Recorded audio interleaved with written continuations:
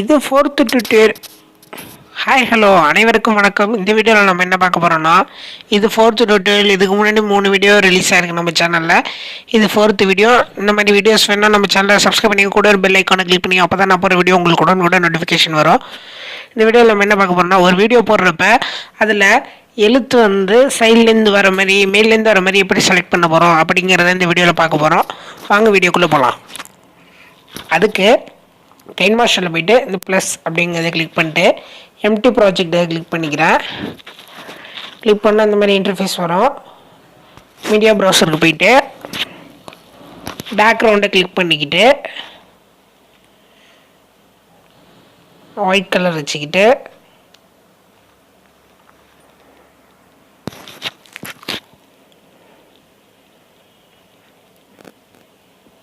Video ஏதாச்சும் வச்சுக்கலாம்.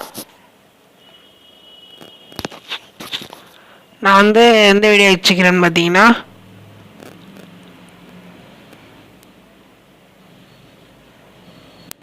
நான் ஆல்ரெடி எடுத்த ஒரு வீடியோ வச்சுக்கிறேன்.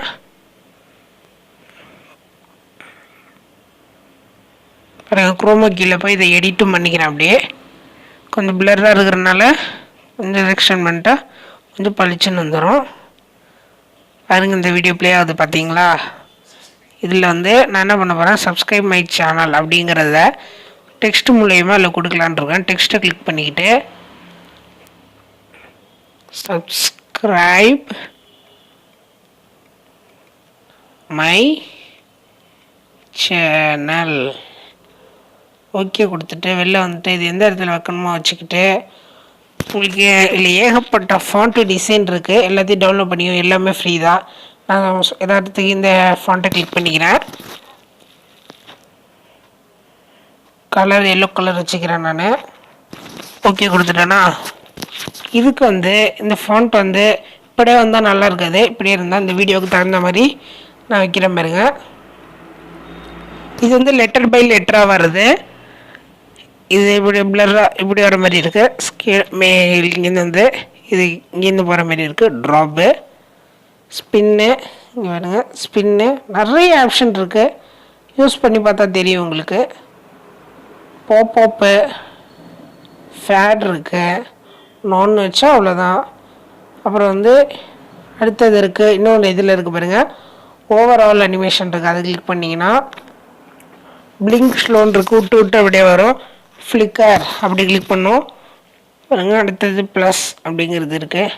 அடுத்தது ஜிட்டர் இப்படி வருது. ஃபவுண்டைன் அப்படிங்கன்னா அப்படியே அள்ளி விடுது சும்மா ரிங்கு அப்படின்னா இந்த மாதிரி ஓடிக்கிட்டே இருக்குது.